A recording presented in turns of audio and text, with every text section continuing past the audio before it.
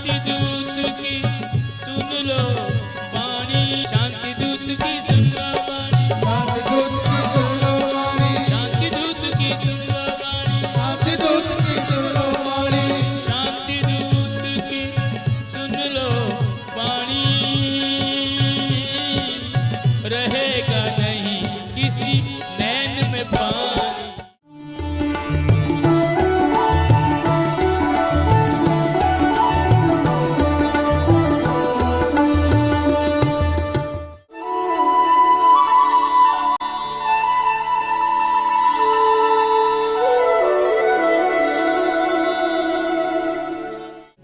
भागवत भगवान की है आरती, पापियों को पाप से है तारती। श्री भागवत भगवान की है आरती, पापियों को पाप से है तारती। ये अमर ग्रंथ ये मुक्ति पंथ ये पंचम वेद निराला, नव ज्योति जगाने वाला। हरि नाम यही जग के मंगल की आरती, पापियों को पाप से है तारती। श्री भागवत भगवान की है आरती, पापियों को पाप से है तारती। ये शांति गीत पावन मुनि पापों को मिटाने वाला, हरि दर्श कराने वाला। ये सुख करनी ये दुख हरनी, श्री मधुसूदन की आरती, पापियों को पाप से है तारती। श्री भागवत भगवान की है आरती, पापियों को पाप से है तारती। ये मधुर बोल जग पंथ को सत मार्ग बताने वाला, बिगड़ी को बनाने वाला। श्री राम यही घनश्याम यही, प्रभु के महिमा की आरती, पापियों को पाप से है तारती। हे भागवत भगवान की है आरती, पापियों को पाप से है तारती, पापियों को पाप से है तारती, पापियों को पाप से है तारती। श्री युगल चरण कमलभ्यो नमः। श्री गुरुदेवाय नमः। श्रीमदे निम्बार्काचार्य नमो नमः। जन्माद्यस्य यतोऽन्वयादितरतश्चार्थेषु विज्ञस्सुराट् तेने ब्रह्म हृदयादिकवये मुह्यन्ति यत्सूरय।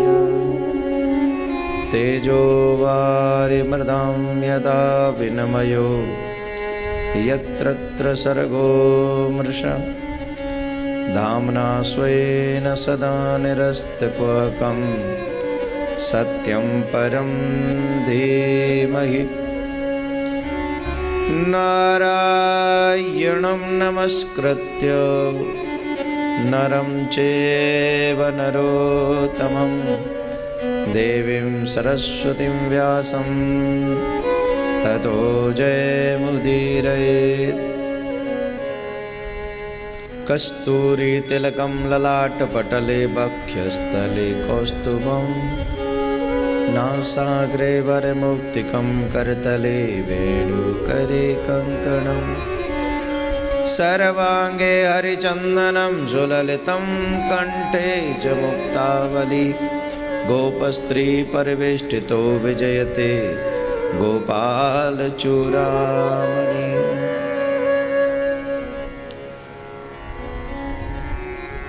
ध्यानमूलं गुरुमूर्ति पूजामूलं गुरुं पदं मंत्रमूलं गुरुं वाक्यं मोक्षमूलं गुरुं कृपा ध्येयं सदा पर्वभग्नमभीष्टतोऽहं तीर्थास्पदं शिवविरञ्च नुतं शरण्यं भृत्यार्तेऽहं प्रणतपालभवाब्धिपूतं वन्दे महापुरुषुते चरणारविन्दम्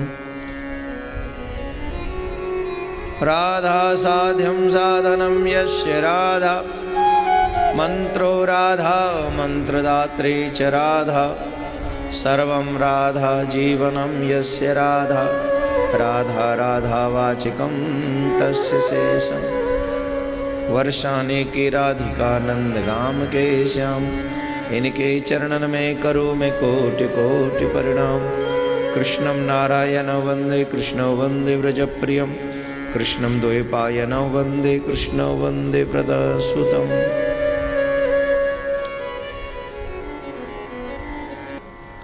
कुछ भी हो अगर शांति न हो तो सब व्यर्थ है। शारीरिक पालन पोषण ये कोई बड़ी बात नहीं है। सूकर कुकर बिल्ली बंदर मक्खी मच्छर सब करते हैं, लेकिन मानवता है, श्रेष्ठता है कि मानव योनि में रहकर अगर आप शांति को प्राप्त कर सके, अगर आप प्रभु को प्राप्त कर सके, उस सच्चाई के मार्ग पर चल सके, तो ये मानव जीवन का सबसे बड़ा उच्च गिफ्ट होता है जो हर किसी को नसीब नहीं होता। और जिसे ये नसीब हो जाए उससे बड़ा धनवान कोई नहीं होता, वो सबसे बड़ा धनवान है। दोनों हाथ जोड़ें, प्रार्थना करेंगे। हे ईश्वर सब सुखी हो, कोई न हो दुखारी, सब हो निरोग भगवान, धन धान्य के भंडारी, सब भद्र भाव देखें, सदमार्ग के पथिक हो, दुखिया न कोई होवे, सृष्टि में प्राणधारी।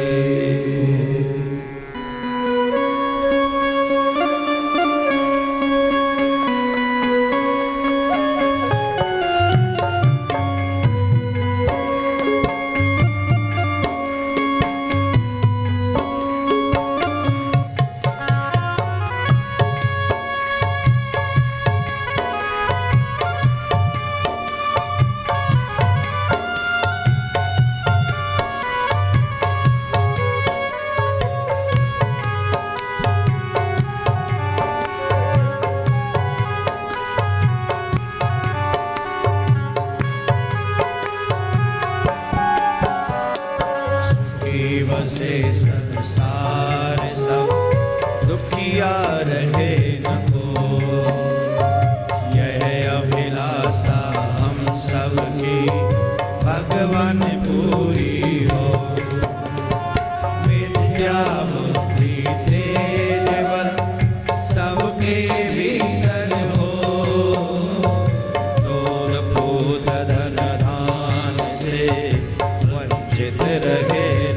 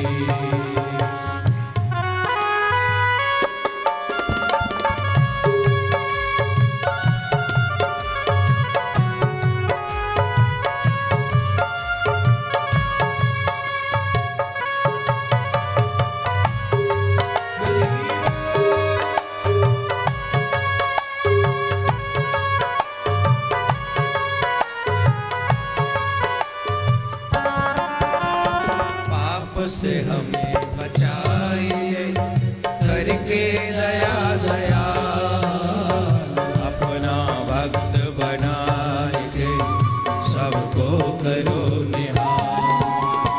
दिल में दया उदारता, मन में प्रेम अपार, हृदय में धीर दीनता, हे मेरे करता।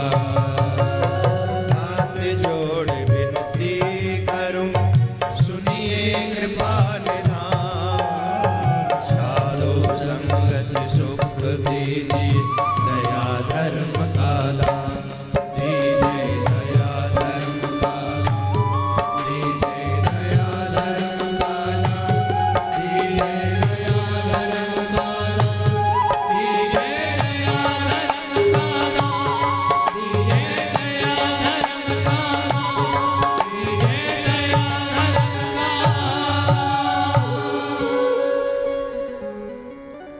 सर्वप्रथम मेरे परम आराध्य श्री युगल सरकार के चरणों में कोटि कोटि नमन। उनसे प्रार्थना वो अपने व्यासपीठ ग्रहण करें। उनके उपरांत में परम श्रद्धेय श्री सदगुरुदेव भगवान के चरणों में कोटि कोटि नमन। उनसे प्रार्थना वो अपना आशीर्वाद हमें प्रदान करें। स्थान देवता, वास देवता, ग्रामीण देवता, नगर देवता, इन सबको बार बार प्रणाम। ये भी अपना स्थान ग्रहण करें। विदुष समाज, सभी ब्राह्मण समाज, संत समाज पधारे हुए सभी भक्तों के हृदय में उपस्थित मेरे सर्वेश्वर भगवान को कोटि कोटि नमन। सभी प्यार से बोलेंगे।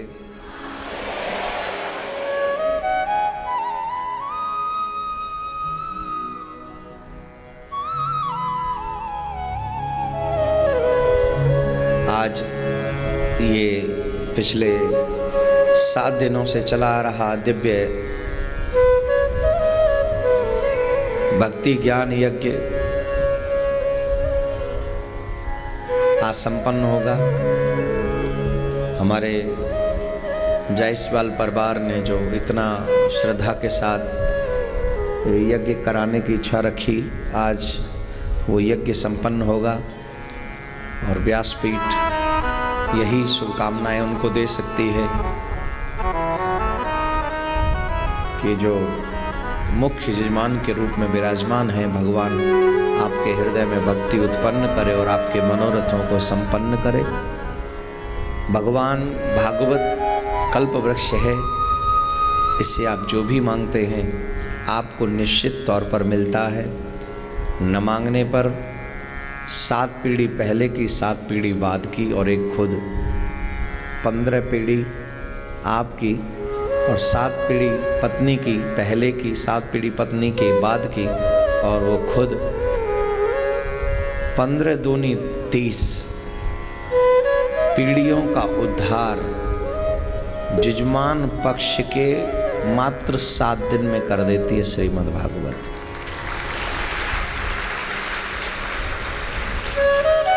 तो आप दोनों ने मिलके जो अपनी 14 पीढ़ियों के लिए किया है वो कम साधारण बात नहीं।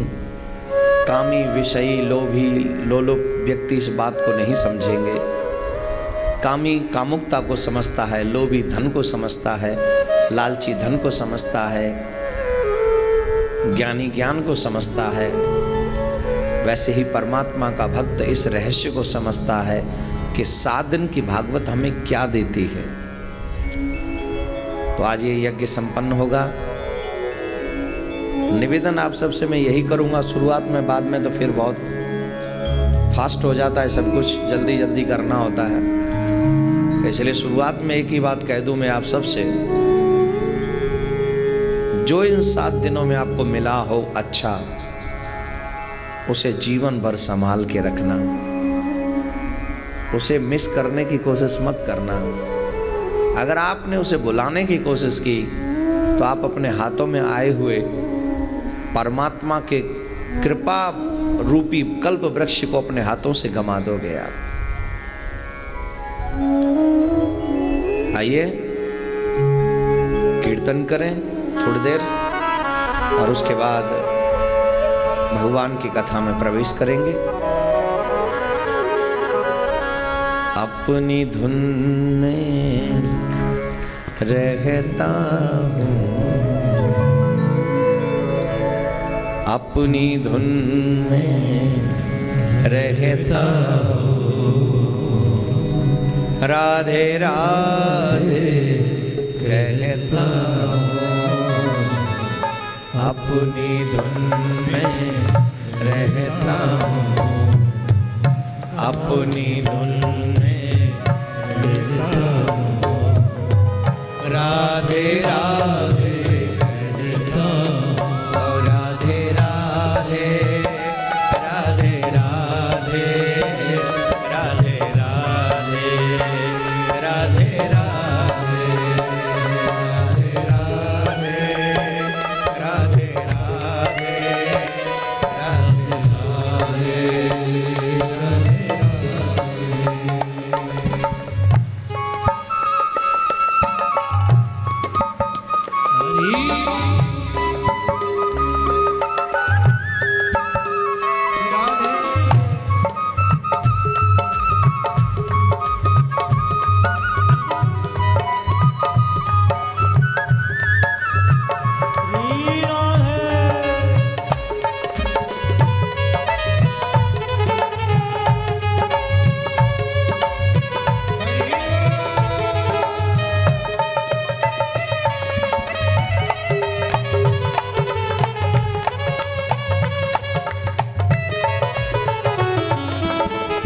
जब से तेरा नाम लिया मेरा जीवन जैसे बदल गया, मेरा जीवन जैसे बदल गया, मेरा जीवन जैसे बदल गया। मारा मारा फिरता था मुझे तेरा ठिकाना मिल ही गया, मुझे एक ठिकाना मिल ही गया। अब मस्ती में रहता हूँ, अब मस्ती में रहता हूँ, राधे राधे कहता हूँ, राधे राधे राधे राधे राधे राधे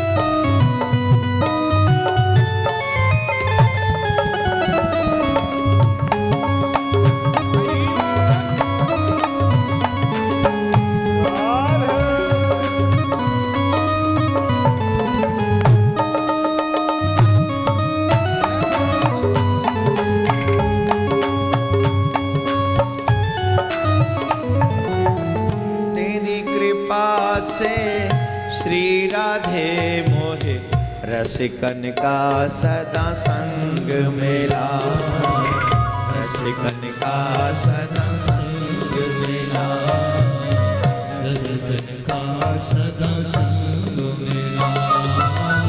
ठोकर खाने वाला था गुरु देव ने आके थाम लिया, गुरु देव ने आके थाम लिया, गुरु देव ने आके थाम लिया।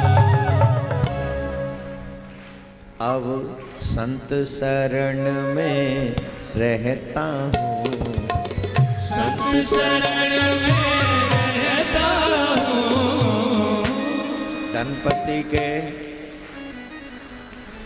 धनपति के सानिध्य में रहोगे तो कभी आनंद में नहीं रहोगे, और संत के शरण में रहोगे तो कभी दुखी नहीं रहोगे। संत शरण में रहता हूँ, संत शरण में रहता हूँ, राधे राधे कहता हूँ, राधे राधे राधे राधे राधे राधे राधे राधे राधे राधे राधे राधे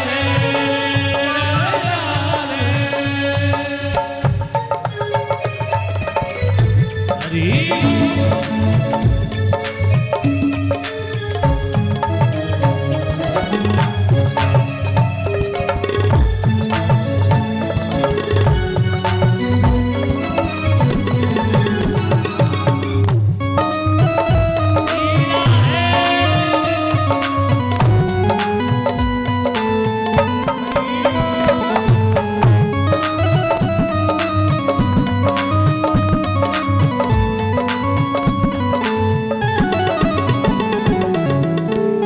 जाने दुनिया भर के सब पार ही कैसे होते हैं, पार ही कैसे होते हैं, पार ही कैसे होते हैं।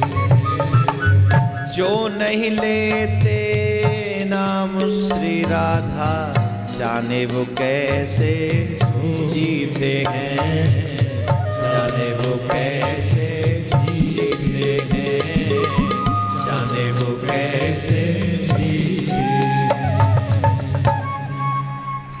मैं तो प्रिया शरण में रहता हूँ, प्रिया शरण में रहता हूँ, राधे राधे कहता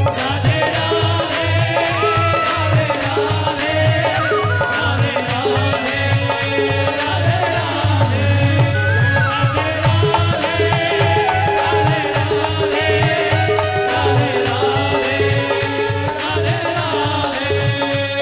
राधे राधे राधे राधे राधे राधे राधे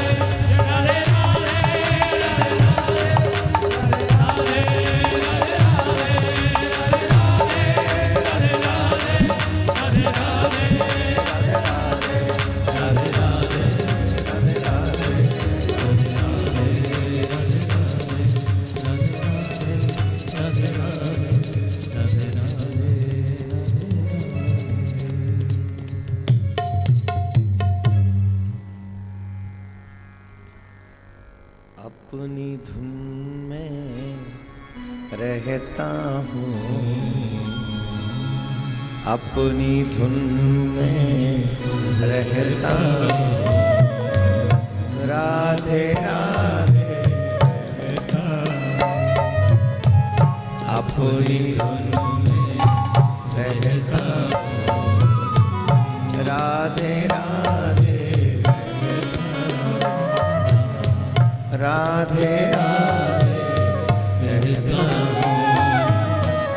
राधे राधे कहता हूँ।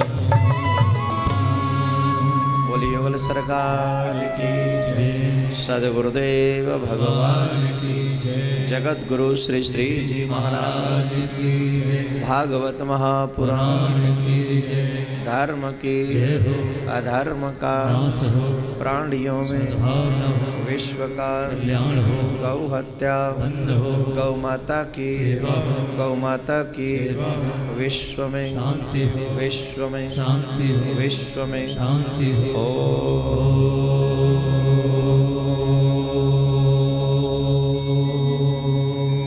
शांति शांति शांति। सभी एक बार प्यार से बोलेंगे।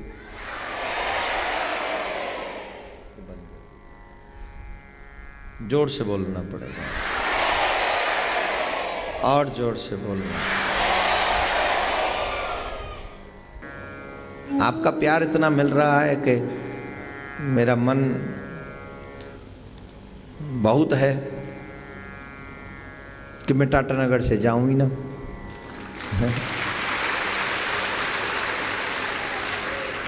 पर जाना पड़ेगा। जायसवाल साहब ने सिर्फ आज तक की व्यवस्था रखी है, तो ज़्यादा एक्स्ट्रा उन्होंने व्यवस्था रखी नहीं है, जाना तो पड़ेगा। फिर आएंगे नई तैयारियों के साथ, नए दिन के साथ, नई ऊर्जा के साथ, नए प्रकाश के साथ, नई ठाकुर जी कृपा के साथ। आप सबको एक बात कहता हुआ कथा प्रारंभ में हम लोग चलेंगे, कथा को प्रारंभ करेंगे। इस संसार का सबसे दुखद क्षण ये होता है जब हम अच्छा सोचते तो हैं पर करते नहीं, और बुरा सोचते नहीं कर देते हैं।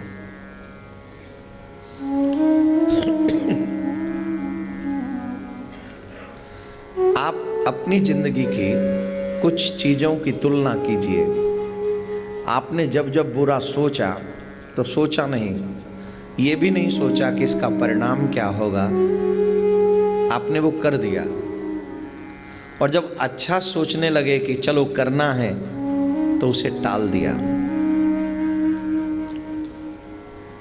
जब भी अच्छा सोचा आपके मन में आया तो आपने कोई ना कोई बहाना भी ढूंढ लिया कि चलो अभी हम इसलिए ये नहीं कर सकते।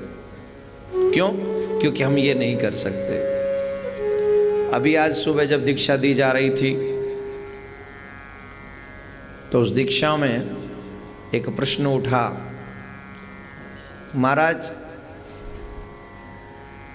प्याज लहसुन कैसे छोड़ा जाए? राइट या रॉन्ग? बहुत मुश्किल है, छूटना नहीं। सही बात है। मैंने उनको एक बात कही कि जब एक लड़की की शादी होती है किसी के साथ तो वो लड़की क्या क्या छोड़ के आती है?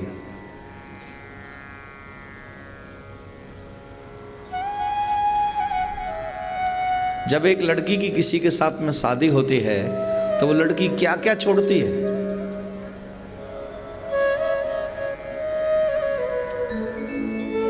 अपना स्टाइल तक बदल लेती है, कपड़े पहनने का अपना स्टाइल बदल लेती है, अपना खाने का सब कुछ तो छोड़ देती है वो। माँ बाप भाई बंधु परिवार घर रहन सहन खान पीन सब कुछ बदलती है कि नहीं? सब कुछ छोड़ती है कि नहीं? किसके लिए?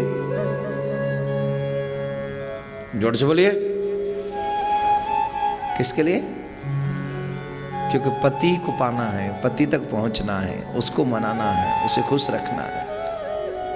तो जब हाड़ मास के पुतले के लिए तुम अपने माँ बाप भाई बहन सब कुछ छोड़ सकते हो और ठाकुर को पाने के लिए तुम प्याज लहसुन नहीं छोड़ सकते? और अगर नहीं छोड़ सकते तो तुम्हें भगवान से मिलने का कोई अधिकार, तुम हो ही नहीं इस लायक कि तुमसे वो मिले। तुम नहीं हो इस लायक। पहले बहाना ढूंढते थे कि हमें दीक्षा चाहिए इसलिए क्योंकि भगवान को पाना है, कुछ भी बहाना। आजकल लोग बहाना ढूंढते हैं कि जिससे दीक्षा से बचा जाए। महाराज कोई और उपाय बता दीजिए। भैया तू खुद ही गुरु है, तुझे क्या उपाय बताएं?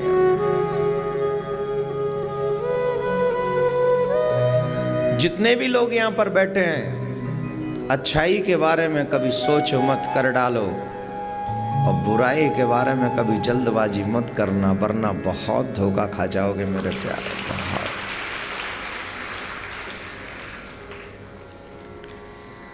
मेरा काम है, मेरा लक्ष्य है सिर्फ आपको कुछ कहना, कुछ सुनाना।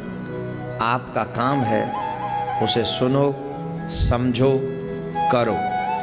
जो करेगा उसे अनुभव प्राप्त होगा और जो नहीं करेगा तो जहाँ है वहीं रहेगा। और क्या, मैं तो सिर्फ रास्ता ही दिखा सकता हूँ, करना कि न करना ये तो आपकी मर्जी है। आज 7वां दिन है, कथा पूर्ण होने जा रही है।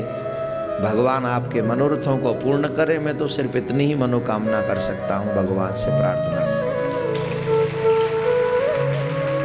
एक बार साधुवाद है इन दोनों बच्चियों के लिए। धर्म कैसे करना चाहिए ये कोई भी सिखा सकता है।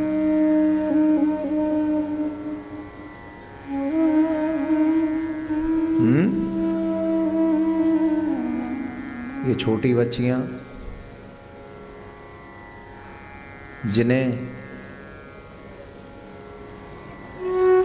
मुझ तक आना ही बहुत मुश्किल है, उन्हें पता ही नहीं था कि वहाँ तक कैसे पहुँचा जाएगा। आज पहली बार वो आई, उन्होंने काम किया, घर घर जाकर चाहे 5-5 1-1 रुपए इकट्ठा किया, पर किया किसके लिए किया? जोर से बोलिए, और जोर से बोलिए। जो उन्होंने किया, क्या वो आपने किया? तो मुट्ठी चावल मांग कर लाती हैं और वो फटी सी धोती को फाड़ती हैं, जो खुद ने पहनी हुई है उसी को फाड़ती हैं और उसमें उस पोटली को बांध देती हैं और कहती हैं ये ले जाओ कृष्ण द्वारकाधीश को भेंट करना। और उनसे एक बात कहना कि किसी को इतना दरिद्री न बनाए कि भेंट भी करनी हो तो पहले भीख मांगे और फिर तुम्हें भेंट करे। अरे कम से कम इतना तो दे दे कि जब किसी को तुम्हें भेंट करनी हो तो वो अपने घर से तुम्हें कुछ भेंट कर सके। सुदामा जी समझ गए, बेचारी बहुत दुखी है, बच्चे भूख से तड़प रहे तो कौन मां दुखी नहीं होगी। लेकिन धन्य है वो धर्मात्मा लोग, धन्य है वो श्रेष्ठ लोग, ऐसी विपत्ति में भी किसी के घर में चोरी करने की प्लानिंग नहीं करते हैं। आज के तो खूब पेट भरा पड़ा है, बैंक में जमा पड़ा है, इसके बावजूद भी दूसरे के घर में चोरी करनी नीयत तो रखते ही है इसका छीन लिया जाए ना। अरे पिछले जन्म में कोई कर्म किए थे जिनकी वजह से तो अभी गरीबी भोग रहा है, और इस जन्म में भी बुरे कर्म कर लेगा तो न जाने कितने जन्मों को बर्बाद कर लोगे, कितने जन्मों को।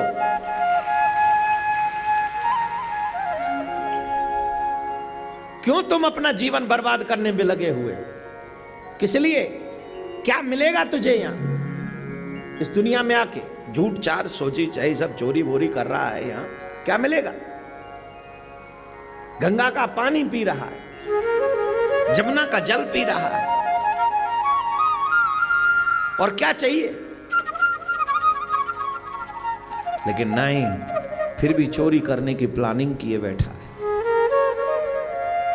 अपने कर्मों का पाप अपने बच्चों पे भी थोप के जाता है और खुद तो अपने कई जन्म बर्बाद कर ही रहा है।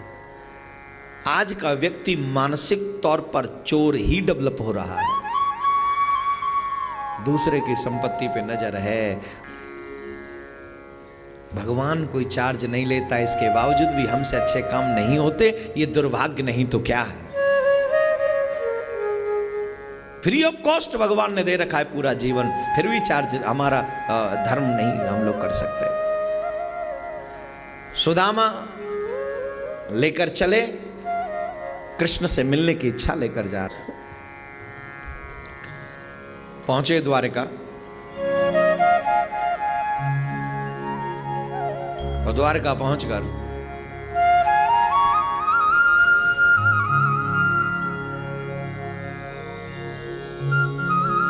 रास्ते में पुकारते हुए जा रहे थे, जी का पानो तो ले।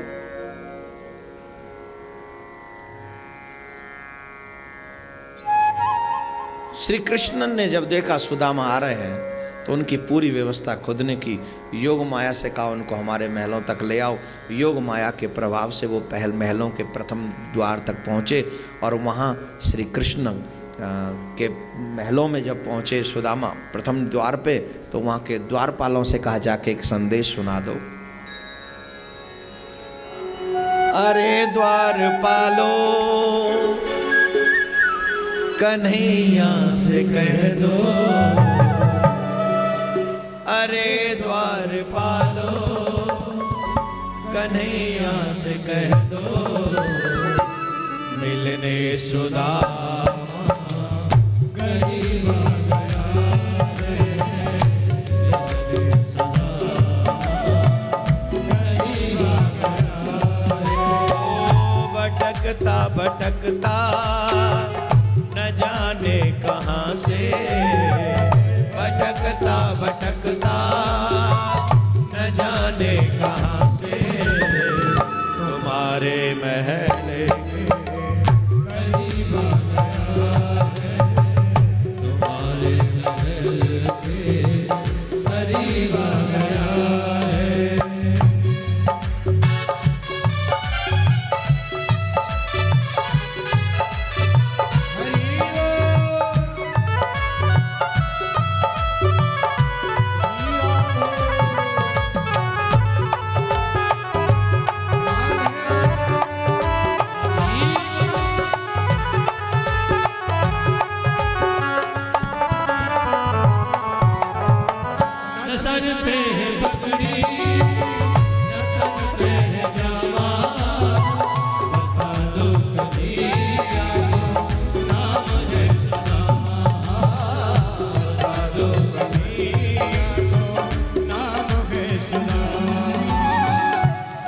सर पे है पगड़ी न तन पे है जामा, बता दो कन्हैया को नाम है सुदामा।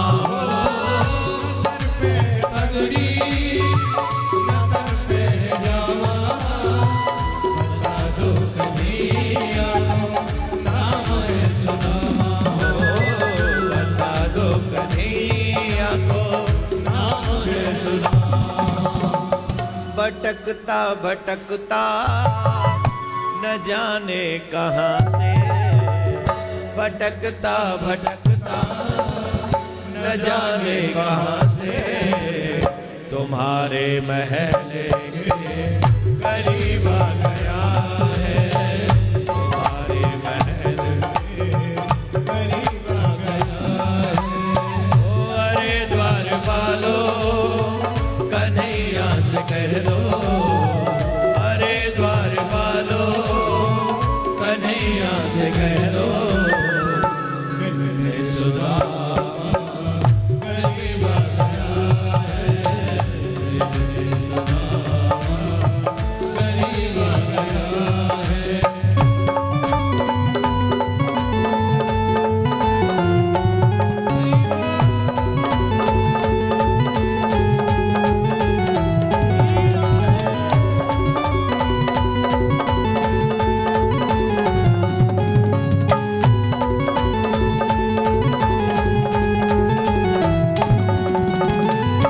सुनते ही दौड़े चले आए मोहन,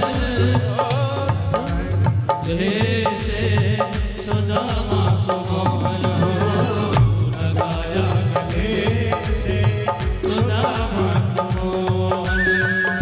कि सुनते ही दौड़े चले आए मोहन, लगाया गले से सुदामा को मोहन। सुनते ही दौड़े चले आए मोहन, लगाया गले से सुदामा को मोहन। लगाया गले से सुदामा को मोहन।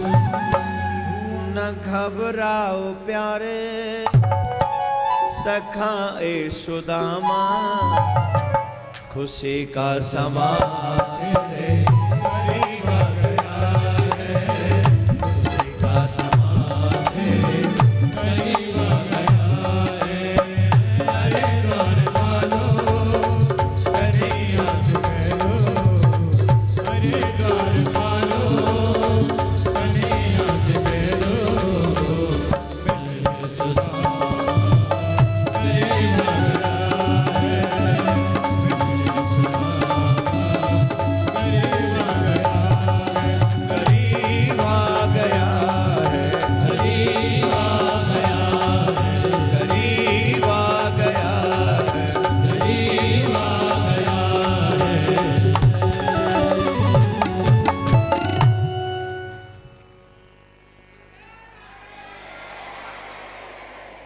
जोर से बोलना पड़े, और जोर से बोलना।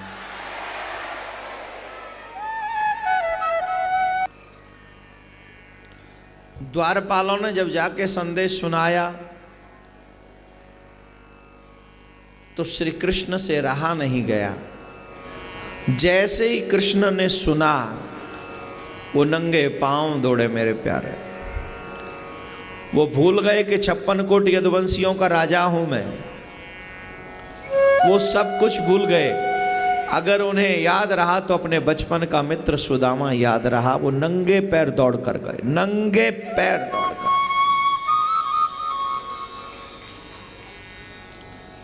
और फिर बहुत प्यार से सुदामा की सेवा श्री कृष्ण ने करी। पानी पर रात को हाथ छुओ नहीं, नैनन के जल सो पग धोए।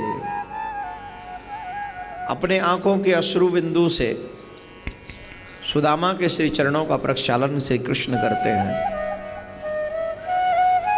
क्या कहते हैं हम?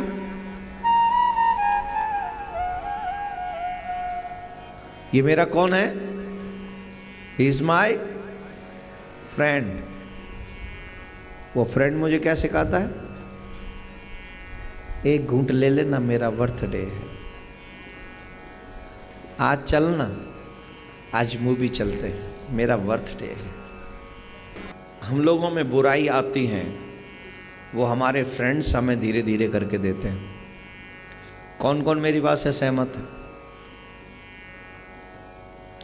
हम में जितनी भी बुराइयां हैं वो हमारे माँ बाप, ग्रंथ, गुरु, वेद, पुराणों ने दी हैं या हमारे फ्रेंड्स ने दी हैं? जोर से बोलिए।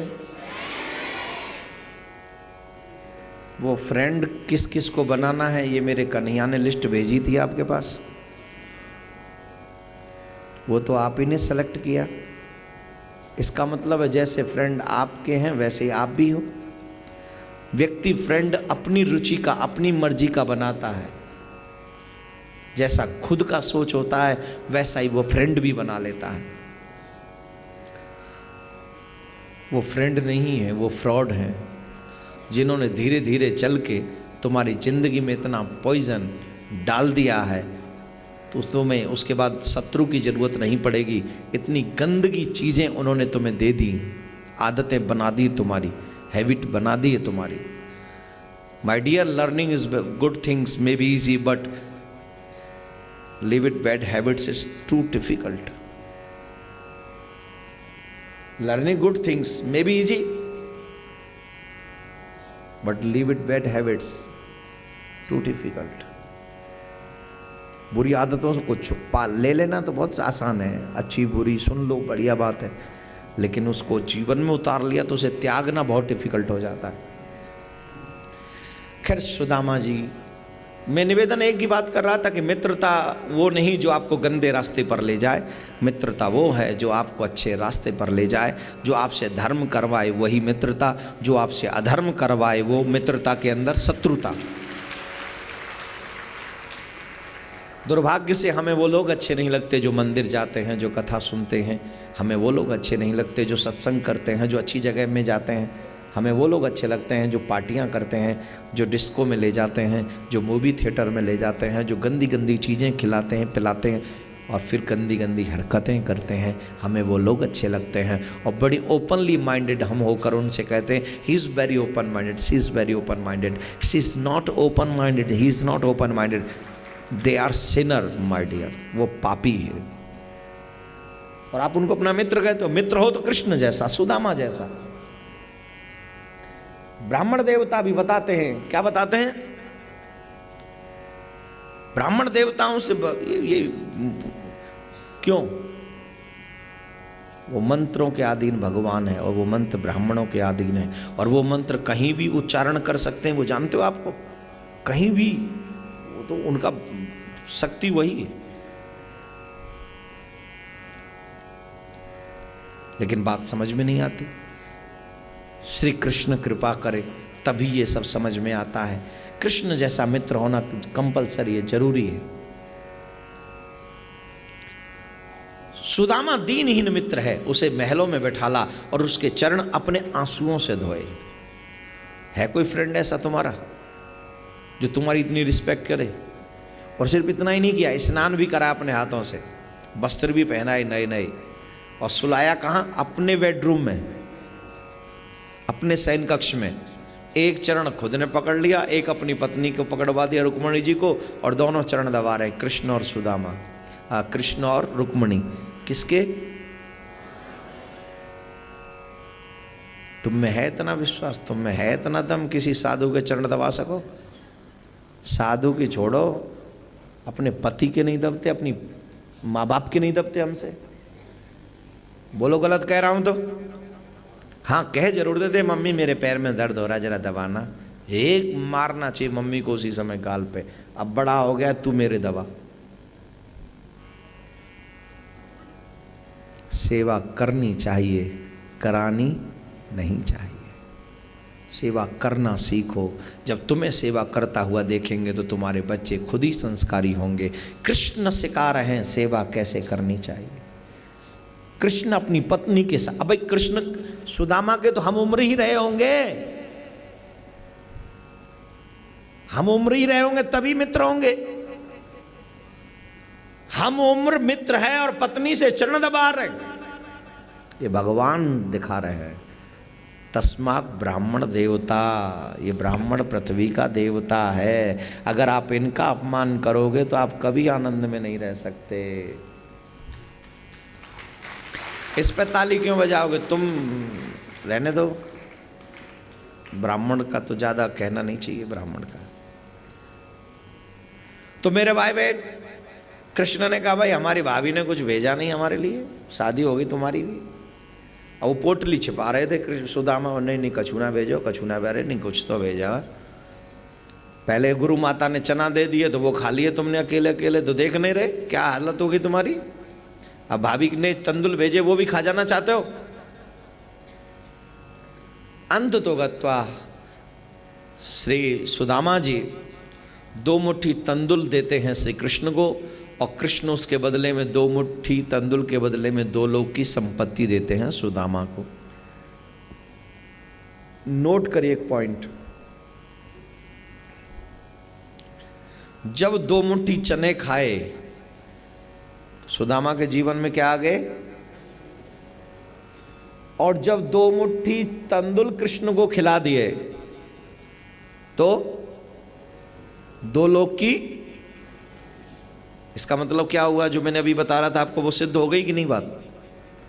अगर किसी का हक खाओगे तो तुम दरिद्री बन जाओगे, और जब उसका हक वापस दे दोगे तो पुनः दरिद्र नारायण तुम्हारे घर से वापस चले जाएंगे और तुम फिर से सुखी हो जाओगे। जीव की नजरों पर उल्टा चश्मा चढ़ा है। कैसा? अब वो समझता क्या है? जिसको वो समझता है इसमें मेरा भला है, उसमें उसका बुरा है, और जिसमें बुरा समझता है उसमें उसका। अब कैसे बताओ? किसी के 10 लाख रुपए रोड पे पड़े मिल जाएं, तुम उठा के चल दो, तुम्हें तो फिलहाल फायदा इसी में दिख रहा है यार, 10 लाख मिल गए और क्या चाहिए। 10 लाख अगर साधारण नौकरी करे तो 10 साल में भी नहीं मिलेंगे, अभी मिल गए एंजॉय करेंगे। अब वो 10 लाख लेके चले गए, वो फिलहाल दिख रहा है, लेकिन वो 10 लाख तुम्हारे 10 जन्म बर्बाद कर गए, ये हमें नहीं दिख रहा। अरे किसने देखे जन्म? अरे जन्म नहीं देखे तो ये कहां से मिल गए मामा? जन्म नहीं देखे तो ये जन्म कहां से आ गया तेरा? लेकिन उसमें मुझे दिख नहीं रहा। क्यों नहीं दिख रहा? क्योंकि उसमें मुझे दिख रही है, इसमें तो मुझे हार्ड वर्क करना पड़ेगा, मेहनत करनी पड़ेगी। तो वो चश्मा उल्टा है हमारी आंखों का। लेकिन कृष्ण को जब सुदामा ने 2 मुट्ठी तंदुल खिलाए तो कृष्ण ने सुदामा को 2 लोक की संपत्ति उसी वक्त दे दी। बोलो राधे राधे। अब कथा को हम पूर्णता की ओर लेकर चलते हैं। भगवान ने जैसे सुदामा के 2 मुट्ठी तंदुल खाकर उनको 2 लोक की संपत्ति दी है, वैसे ही आप भी अपना सद्भाव श्री कृष्ण में बनाकर रखें। ज़्यादा नहीं तो उन्हें अपना मित्र ही बना लें, और मित्र बनाकर वो उन पे 2 मुट्ठी तंदुल इसलिए दिए थे क्योंकि उन पे कुछ था नहीं। लेकिन आप 2 मुट्ठी तंदुल मत दीजिएगा, जिस लायक हो उस लायक होकर कृष्ण के इस लोगों की या धर्म की कहीं न कहीं से सेवा आप करते रहें, जिससे कृष्ण सुदामा की तरह आपको भी 2 लोक का नहीं सभी लोगों का मालिक आपको बना के रखे, ऐसी प्रार्थना करते हैं।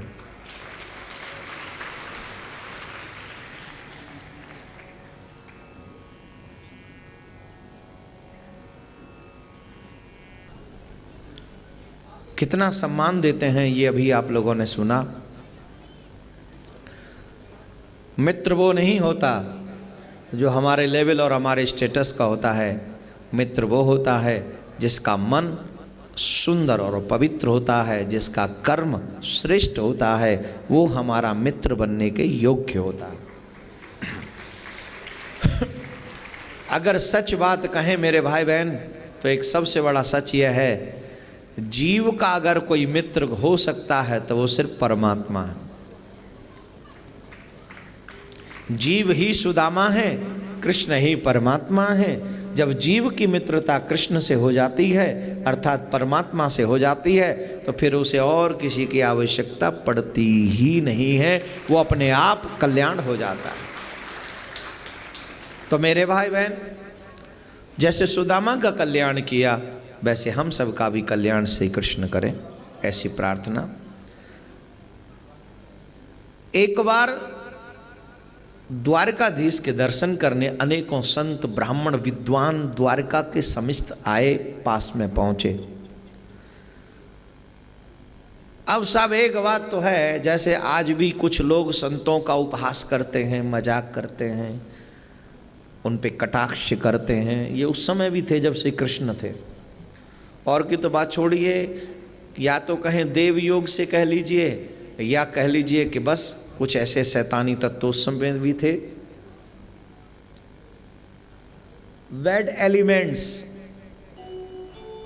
every time in my society, every time in my society, they are always creating some problems for us, because they are also, उनकी सोच गंदी होती है, उनका विचार, उनका कर्म, उनका खान पान, उनका रहन सहन सब एक ही लाइन का होता है। कुछ यदुवंशी बच्चों ने सांब को साड़ी पहनाई, उसके पेट से कढ़ाई बांधी और कहने लगे महाराज ये जो स्त्री है ये प्रेग्नेंट है, गर्भवती है, कृपा करके बताइए इसे पुत्र होगा अथवा पुत्री। याद रखिए, मैं बार बार एक बात कही है, साधु ब्राह्मण भक्त इन तीनों से पंगा नहीं लेने का। क्या नहीं लेने का? इनसे अगर पंगा ले लिया तो दुनिया में तुम्हें कोई बचा नहीं सकता। Seriously, it's true, 100%। इनसे पंगा मत लो। लेकिन कुछ नहीं मानने वाले लोग हैं, बैड एलिमेंट्स, वो हमेशा अपने आप में ही व्यस्त रहते हैं। तो उन्होंने कहा कि महाराज ये स्त्री गर्भवती है, कृपा करके बताइए इसे पुत्र होगा अथवा पुत्री। साधुओं को क्रोध आया और उन्होंने श्राप दे दिया, अरे मूर्खो, भगवान के परिवार में जन्म लेने के बावजूद भी तुम्हारी बुद्धि ऐसी है। हम तुम्हें शाप देते हैं, मूसलम कुल नाशनम, इससे जो भी जन्म लेगा वो तुम्हारे कुल का नाश कर देगा, इससे मूसल होगा। क्या होगा? इससे मूसल होगा, धान कूटने वाला। अब तो वो डर गए, उन्होंने पेट उगाड़ के देखा तो वो तो वाकई मूसल निकला।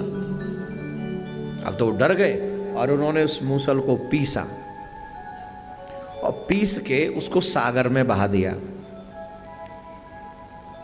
सागर की एक विशेषता है, आप सागर को जो भी दो वो रखता नहीं, आपको वापस पहुंचा देता।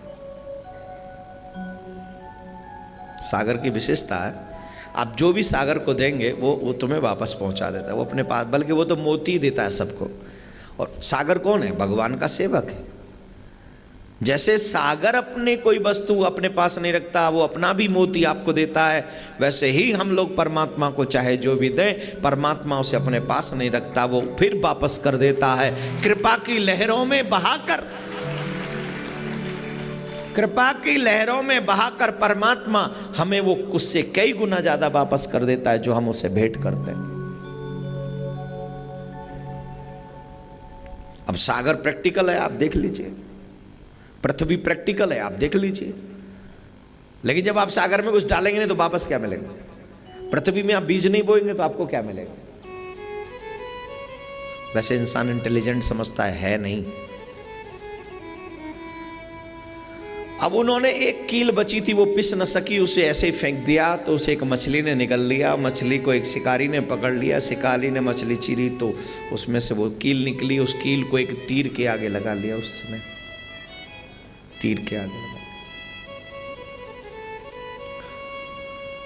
और वो जो चूरा बहाया गया था सागर में, वो सागर की लहरों से बहता हुआ सागर की लहरों से किनारे के तट पे आ गया और उससे एल का नाम की घास बन गई।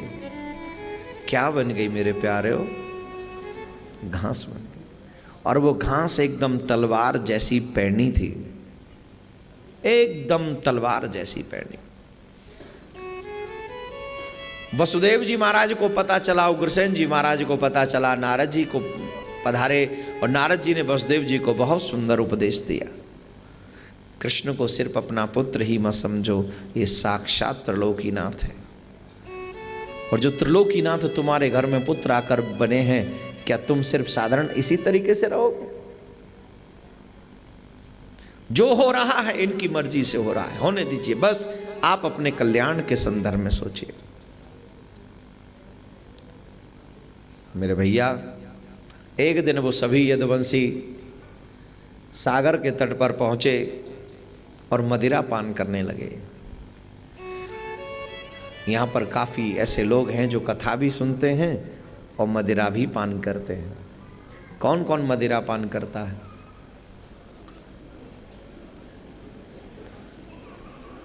मैंने हंसने की और बोलने की अनुमति नहीं दी है। मैंने कुछ पूछा है, अगर आप नहीं करते हैं तो मना कर दीजिए, कह दीजिए हम नहीं करते, दैट्स इट। और अगर करते हैं तो हाथ उठा के कहिए हम पीते हैं।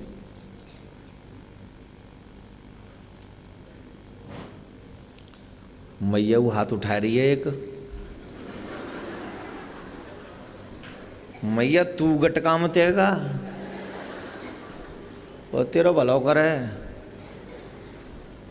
नहीं, वो वैसे थोड़ी थकी सी थी इसलिए उन्होंने ऐसे हाथ ऊपर किया।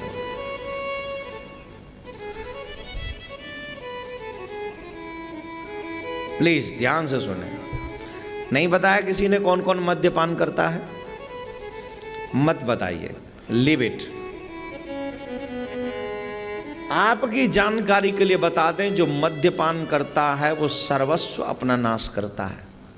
3 चीजों का, दौलत का, सेहत का और चरित्र का। दोबारा बोलूं कि समझ गए? दौलत का, सेहत का और चरित्र का। अब बहुत से लोग कहते हैं महाराज हम डेली नहीं लेते, डेली नहीं लेते, शाम को सोने से पहले थोड़ा सा लेते हैं। और कई तो पता है क्या बहाना ढूंढते हैं, कई लोग तो कहते हैं महाराज आजकल तो डॉक्टर भी कहते हैं लेनी चाहिए 2 पैक शाम को। वही डॉक्टर कहते होंगे बेशरम जो खुद लेते होंगे, बाकी के डॉक्टर सब नहीं कहेंगे। जो लोग नहीं लेते क्या वो जिंदे नहीं है? वो इसलिए। और हाँ, डॉक्टर तो कह दे तो अच्छी बात है, बीमार पड़ेगा ना, तभी ना उनका काम चलेगा। तू पी, बीमार हो जा। सर जी डॉक्टर साहब हैं क्या क्लिनिक में? डॉक्टर, मुझे कौन लोग चाहिए बताइए? मुझे कौन लोग चाहिए जो कथा करा सके? डॉक्टरों को कौन चाहिए जो अपनी हेल्थ दिखा सके? राधे राधे बोलना पड़ेगा, ऐसा नहीं, जरा जोर से बोलना पड़ेगा। अरे क्या तुम भी चकाचक करिए जरा, और एक बार जोर से हो जा, और एक बार हो जा चका। तो इसलिए मदिरा पान नहीं करनी चाहिए। मदिरा पान की एक दूसरे को अब्यूज यूज करने लगे, अब शब्द बोलने लगे। और जब वो एक दूसरे को अब शब्द बोलने लगे तो वो घास वहीं थी और उस घास को उखाड़ उखाड़ कर एक दूसरे पे वार करने लगे। और वो सब यदुवंशी श्री कृष्ण और बलराम के समक्ष देखते देखते गोविंदाय नमो नमः। बलराम जी महाराज गए उन्हें समझाने। एक ने बलराम जी महाराज के ऊपर भी वो उठा ली घास जो है मारने के लिए।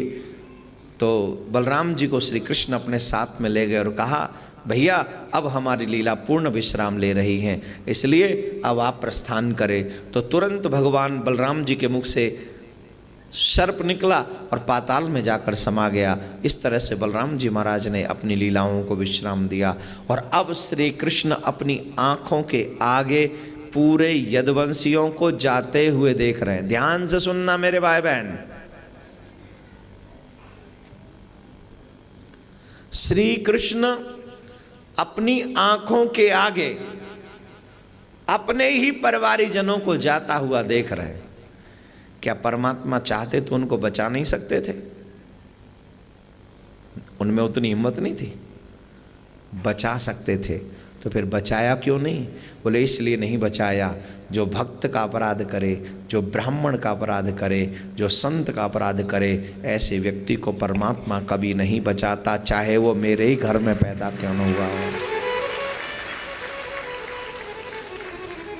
उनके ही वंशजों को उन्हीं के बताए हुए मार्ग का सामना करना है, लेकिन नहीं कर पाए तो उसका ये दुष्परिणाम झेलना पड़ा। अब श्री कृष्ण चिंता मग्न स्थिति में विराजमान है। वो एक चरण को दूसरे चरण के ऊपर विराजमान किए हुए थे। जानते हो क्या हुआ? उनका चरण जो आकृति है वो ऐसी थी जैसे मृग का मुख। दूर एक शिकारी ने समझा कि कोई मृग बैठा है, उन्होंने तीर चला दिया और वो तीर जाके भगवान के श्री चरण में लगा। जो कृष्ण पूरे महाभारत के युद्ध को अपने इशारों पर नचाते हैं और बिना पांचों भाइयों में से किसी एक को क्षति हुए पूरा महाभारत का युद्ध जितवा देते हैं, वही श्री कृष्ण एक बहेलिया के बाण चलाने से अपनी लीलाओं को विश्राम देने के लिए तैयार हो जाते हैं। आकाश में ब्रह्मा इत्यादि देवता सब स्तुति करने लगे, सब प्रार्थना कर रहे हैं। ब्रह्मा जी कह रहे आप हमारे लोक से होते हुए पधारिए, चंद्र सूर्य कह रहे आप हमारे लोक से होते हुए पधारिए। उधर शंकर भगवान सारे देवी देवता हाथ जोड़कर खड़े हो गए, कहने लगे प्रभु अब आप हमारे लोकों में होते हुए अपने लोक के लिए प्रस्थान करिए। उसी समय उद्धव और अर्जुन भगवान श्री कृष्ण के समस्त पहुंचते हैं। यहां से ये कुछ कथाएं मैं आपको, कथा भी बहुत सुंदर है। जब उद्धव और अर्जुन को लगा कि श्री कृष्ण जाने की तैयारी कर रहे हैं, तो उद्धव ने प्रश्न किया, हे प्रभु धर्मम किम शरणम गतः, जब आप इस पृथ्वी को छोड़कर जाएंगे तो धर्म किसकी शरण में जाएगा? फिर धर्म की देखभाल कौन करेगा, धर्म की रक्षा कौन करेगा? तब श्री कृष्ण कहते हैं उद्धव मैं कभी इस पृथ्वी को छोड़कर नहीं जा रहा, मैं कहीं नहीं जा रहा। तो प्रभु बोले मैं अपने स्वरूप को श्रीमद् भागवत में स्थापित करा कर जा रहा हूं।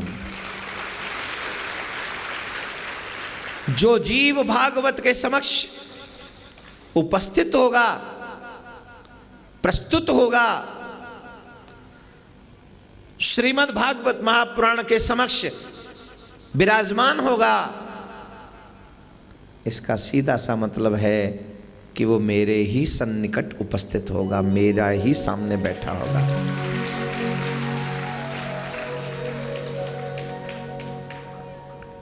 श्री कृष्ण से उद्धव तमाम क्वेश्चन करते हैं, हे प्रभु कृपा करके बताइए कलयुग के जीवों का कल्याण कैसे होगा, कलयुग के लोगों का कल्याण कैसे होगा, प्रभु कृपा करके बताइए। भगवान श्री कृष्ण उद्धव को उपदेश दे रहे हैं। उन्हीं उपदेशों में से मैं कुछ आपको बता रहा हूँ। यहाँ पर दत्तात्रेय के 24 गुरुओं का भी वर्णन आता है। दत्तात्रेय जी महाराज जिनके 24 गुरु हैं, ये सब के सब शिक्षा गुरु हैं मेरे भाई बहन। इनसे उन्होंने शिक्षा ली है।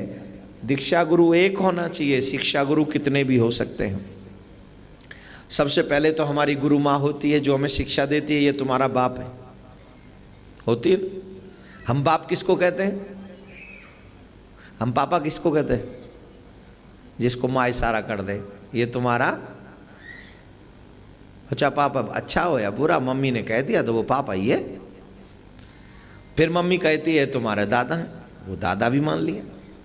अभिप्राय यह है जो जो पता मम्मी ने बताया शुरुआती दिनों में, वो सब बच्चे ने एक्सेप्ट किया, स्वीकार किया। तो पहली गुरु कौन हुई? माँ। लेकिन माँ हो गई है मैगी टाइप।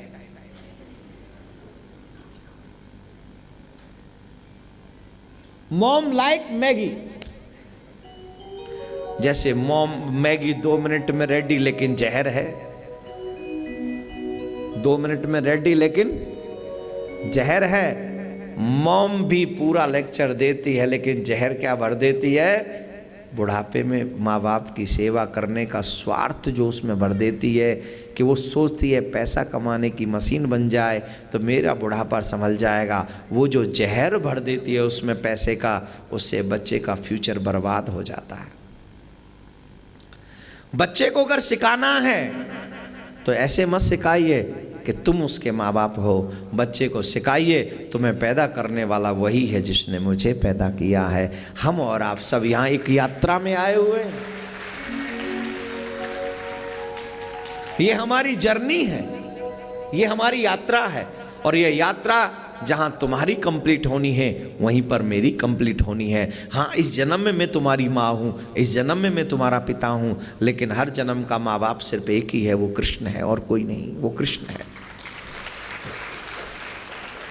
अब ये बात तो कोई माँ बाप सिखाते नहीं, तो जहर भर देते हैं, मेरा तेरा संबंध सिर्फ ये हम ही तुम ही है, बाकी कोई है ही नहीं। तो ये जहर है, स्वार्थ का जहर है। सही है गलत है?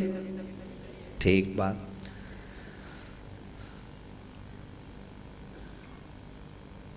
दूसरा गुरु जो टीचर हम लोगों को पढ़ा रहे हैं बच्चों को, अब वहां भी प्रॉब्लम बहुत बड़ी हो गई है।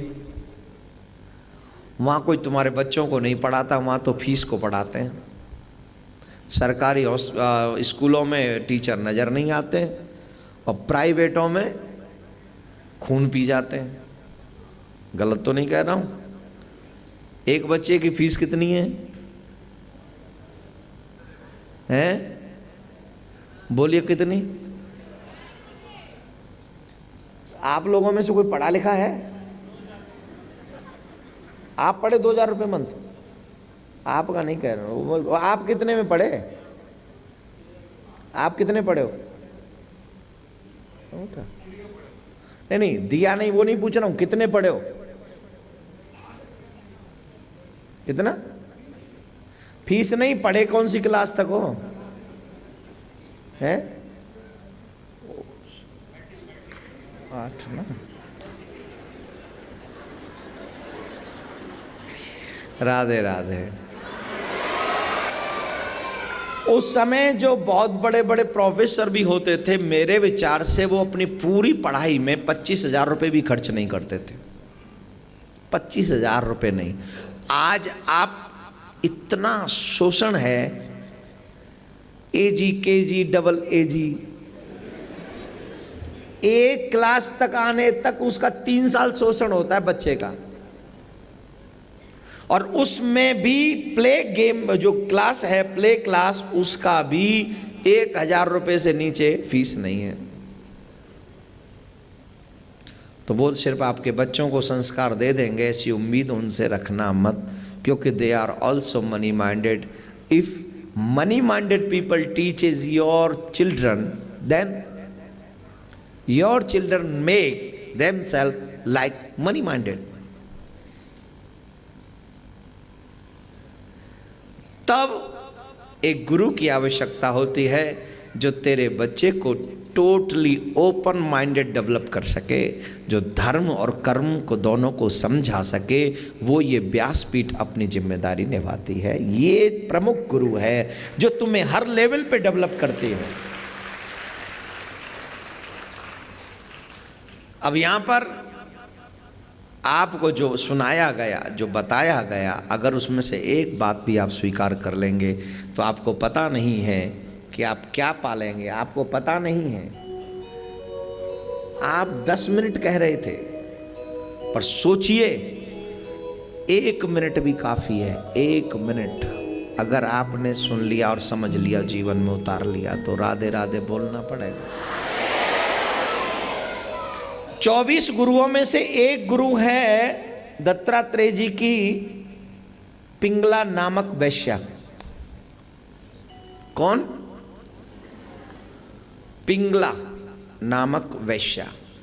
इतनी सुंदर, इतनी सुंदर, बड़े से बड़ा योगी भी अगर उसे एक बार देख ले तो ऐसा हो नहीं सकता कि वो उसके चौखट पे जाना स्वीकार न कर ले। इतनी सुंदर।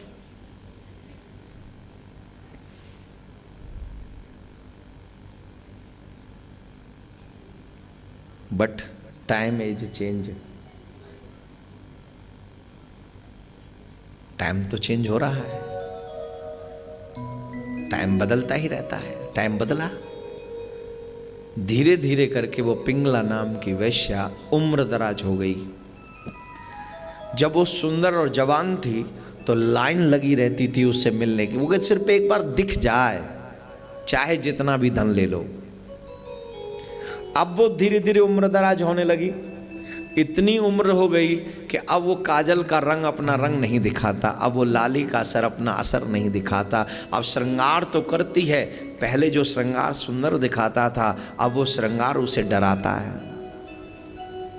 उसे देखना कोई पसंद नहीं करता।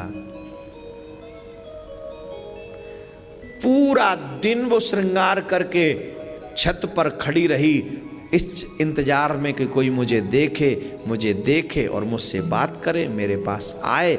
लेकिन सुबह से दोपहर हुई, किसी ने देखा तक नहीं। दोपहर से शाम हुई, किसी ने देखा तक नहीं। शाम से अंधेरा हो गया, लेकिन किसी ने देखा तक नहीं। और जब अंधेरा हो गया तो वो फूट फूट के रोने लगी और जाकर तकिया में सर छिपाकर बड़ी जोर जोर से रोने लगी और कहने लगी, एक समय वो था जब लोग लाइन लगाकर मेरे से मिलने आते थे, और आज समय यह है सुबह से शाम हो गई, अंधेरा हो गया, लेकिन आज कोई भी नहीं आया। तो वो कहती है, इसमें कसूर किसी और का नहीं, इसमें कसूर तो मेरा ही है। मैं श्रृंगार करती रही दुनिया के लिए, मैं सजती संवरती रही दुनिया के लिए, काश मैं इस दुनिया के लिए ना संवरती। अगर जितने सजी हूँ उससे आधा भी समय अगर मैं कृष्ण के लिए सज गई होती तो मेरा कल्याण हो गया होता, मेरा बेड़ा पार हो गया होता। आज मुझे रोना नहीं पड़ता, आज मुझे रोना नहीं पड़ता, लेकिन रो इसलिए रही हूं क्योंकि मैं सजी हूं इस दुनिया के लिए। आज वो रो रही है बड़ी जोर जोर से, लेकिन प्यारे उस दिन उसने संकल्प कर लिया कि आज के बाद मुझे दुनिया के लिए नहीं सजना है, आज के बाद मुझे अगर सजना है तो कृष्ण के लिए सजना है। और वो ऐसी सजी कि भागवत में सज गई। और आप जैसे लोग भक्त श्रोमणी भी आज उसकी कथा सुनकर अपने आप को उस रास्ते पे ले जाने की कोशिश कर रहे हैं। मैं आप सबसे यूं नहीं कहूंगा कि आप अभी ते बाबा जी हो जाओ, लेकिन आप सबसे यूं जरूर कह रहा हूं कि आप सब अपनी गलती जो भई सो भई अब राख रही, जो बीत गई उसे भूल जाओ, जो निकल गई उसे भूल जाओ। पीछे क्या हुआ, जो निकल गया वो पास्ट है, जो आएगा वो फ्यूचर है। पास्ट तू कुछ कर नहीं सकता, फ्यूचर तेरे हाथ में नहीं है। जो भी कुछ है तेरा प्रेजेंट है। और सुन, तेरा प्रेजेंट भी तेरा फ्यूचर भी तेरे प्रेजेंट पे डिपेंड है। अगर तेरा प्रेजेंट गुड हो जाए तो तेरा फ्यूचर भी गुड हो जाएगा।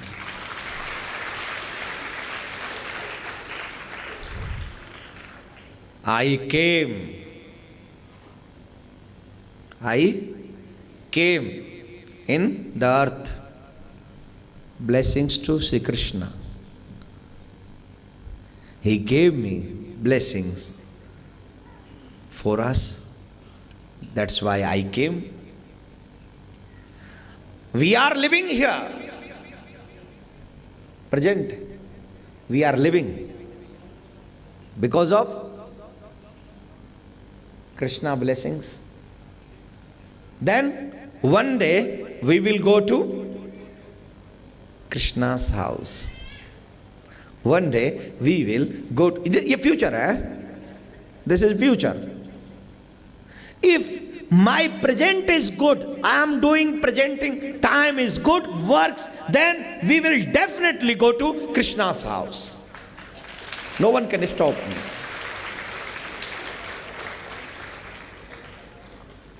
पास्ट गया, फ्यूचर तेरे हाथ में नहीं है, प्रेजेंट है।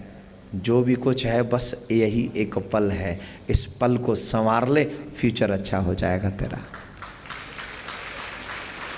तो माय डियर, वो ऐसी सजी कि भागवत में उसकी कथा है, और दत्तात्रेय जी ने उनको अपना एक गुरु बना लिया कि अगर त्याग हो तो उस जैसा।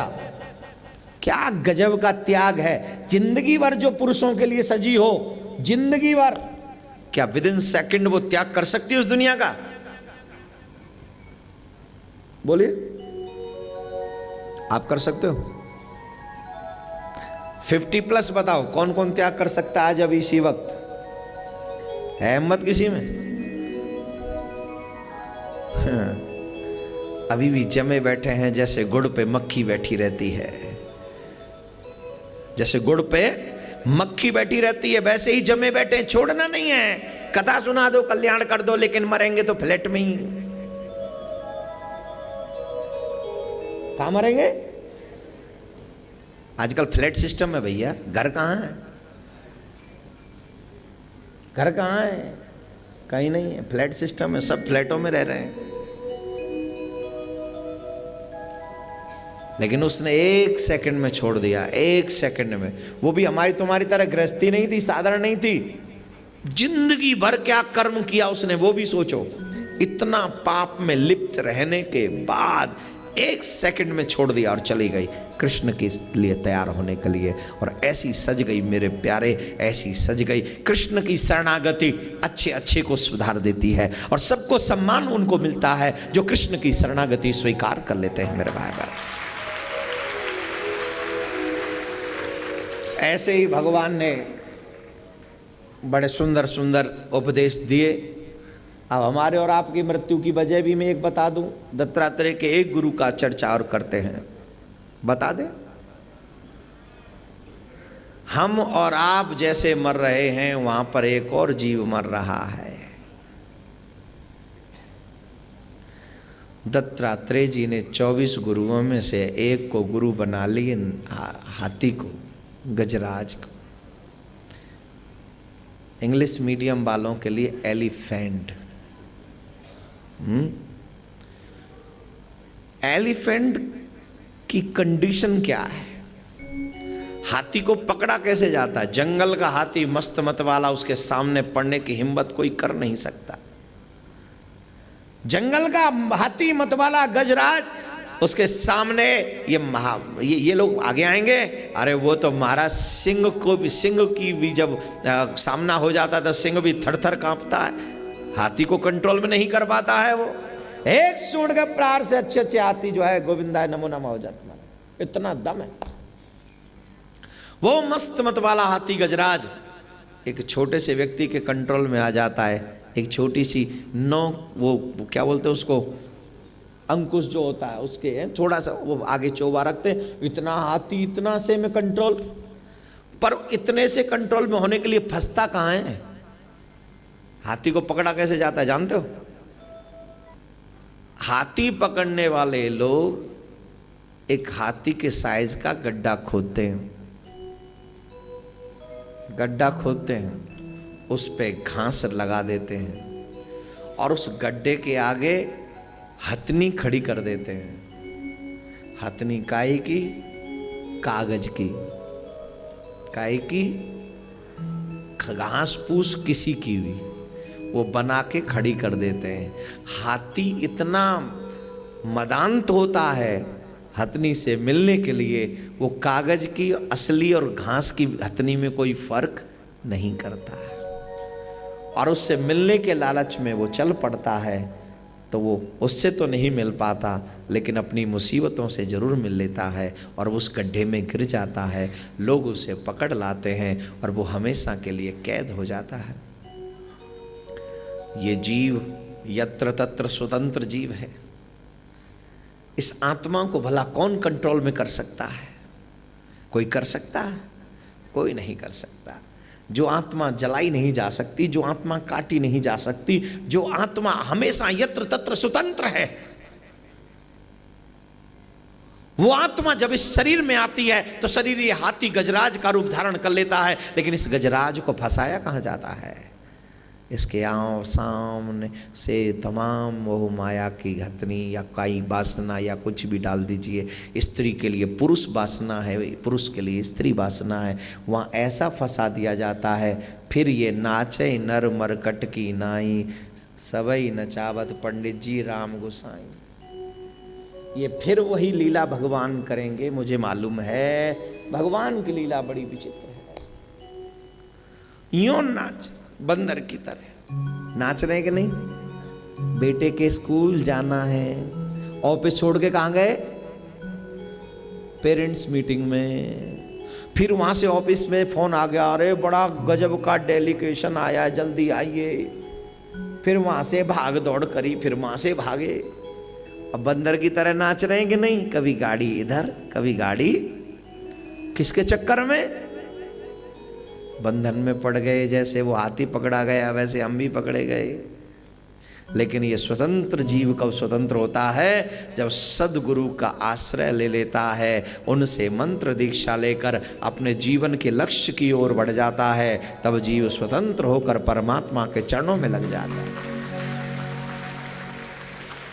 अब जो होए सो होए, ले जी अब कर रहे हैं हम पूरी कथा।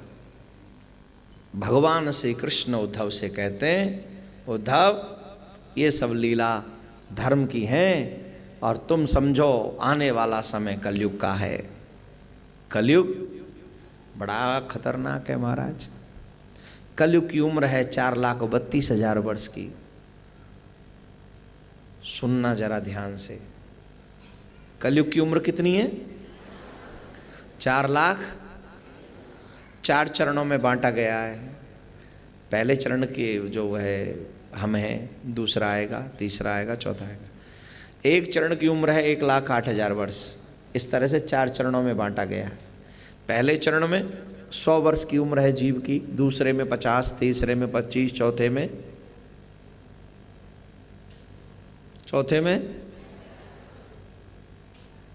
12.5।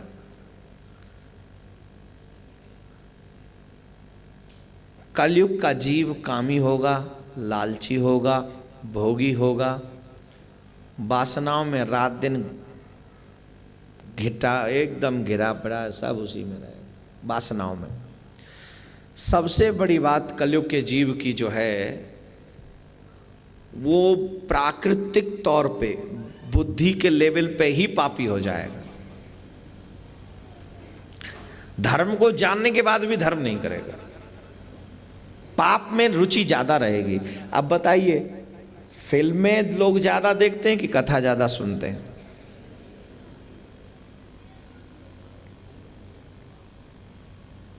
मंदिर लोग ज्यादा जाते हैं कि नहीं बोलना मुझे, जबकि मालूम है वो बुरी जगह है, जबकि मालूम है वो गंदी जगह है, इसके बावजूद भी हम वहीं जाना है, इसके बावजूद भी वहीं जाना है। प्राकृतिक तौर पर अब 100 साल की उम्र है, क्या हम लोग 100 साल जी पाते हैं? 1,08,000 वर्ष में से 5-5,500 वर्ष निकली अभी।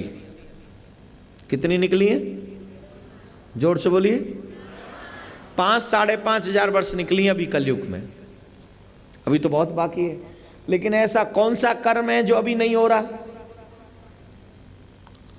जो घोर कलयुग में होंगे वो अभी ऐसा कौन सा कर्म है जो नहीं हो रहा? आप हर चीज तो सुन चुके, बाकी क्या रहा? हर चीज पथभ्रष्ट हो चुकी। ऐसा एक भी दिन नहीं जाता जिस दिन आप गंदी न्यूज टीवी चैनलों पर न सुनते हो या पेपरों में न पढ़ते हो। वजह, जीव मेंटली डिस्टर्ब हो चुका है, अधर्म के पथ पर निकल पड़ा है। ये घोर कलयुग की चर्चा है। घोर कलयुग उसको कहेंगे जब इतनी हाइट रह जाएगी कि चने के पेड़ के नीचे बैठ के छांव लेगा, उम्र बहुत कम रह जाएगी, भुखमरी बहुत ज़्यादा फैल जाएगी, जहाँ पर कोई संबंध सुरक्षित नहीं बचेगा। माँ बाप, भाई बहन, बेटा बेटी, कुछ नहीं, नथिंग। कोई भी संबंध सुरक्षित नहीं होगा, कोई भी संबंध, सारे संबंध नष्ट हो जाएंगे। अब मैं आपसे पूछना चाहूँगा कि आज तो फिर भी कथाएं हैं, आज तो फिर भी संबंध है, आज तो सब कुछ सुरक्षित है। जब आज हम कल्याण नहीं कर सके अपना, तो क्या उस समय हम कल्याण करेंगे जब हमारे बस में ही नहीं रहेगा? बोलिए। तभी मैं हमेशा कहता हूँ, अभी नहीं तो या तो अपना कल्याण अभी करा लो, और अगर अपना कल्याण आप नहीं करा सके तो आगे फ्यूचर में कभी कल्याण होने वाला नहीं, क्योंकि यहाँ से आगे जो टाइम है बहुत डेंजरस टाइम है। अभी देखो कितनी जलन, आज से 20 साल पहले की दुनिया सोच लो और अभी की दुनिया सोच लो, और इसके बाद 20 साल बाद की दुनिया सोचना, कितना गड़बड़ हो जाएगा। थोड़ा गड़बड़ नहीं होगा, बहुत गड़बड़ हो जाएगा। 20 साल बाद सोचो, तो जब हम अभी कल्याण नहीं कर पाएंगे तो तब नहीं होगा। इसलिए मेरे भाई बहन, भगवान श्री कृष्ण अर्जुन से कहते हैं, जाओ आज से 7वें दिन द्वारका समुद्र में डूब जाएगी। आपको और हमको थोड़ा सा ध्यान रखना होगा कि हम क्या करें। तो अर्जुन को कहा जाके द्वारका से श्री कृष्ण को, कृष्ण ने कहा कि द्वारका में जाके बता दो कि 7वें दिन द्वारका डूब जाएगी। और श्री कृष्ण ने अपने स्वरूप को भागवत में विराजमान कराया, और अचानक से ऐसा एक तेज वहाँ पर प्रकट हुआ, अद्भुत तेज। किसी को पता नहीं चला कि ये तेज के मारे सबकी आंखें चौंधे आ गईं, और वहाँ पर से वो श्री कृष्ण उस प्रकाश के रूप में अदृश्य हुए, और भगवान अपने धाम के लिए प्रस्थान करते हैं। आप जोर से बोलेंगे, जोर से बोलेंगे, और जोर से बोलेंगे, और जोर से बोलेंगे।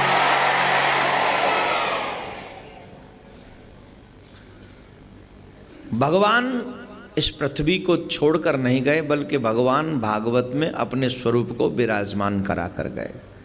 मेरे भाई बहन, आप लोग सब भाग्यशाली हैं। अभी मैं पूरी भागवत सुनाऊंगा शुरू से एंड तक, अभी बाकी है, जिसको सुनने के बाद आपको 7 दिन का लाभ मिलने वाला है।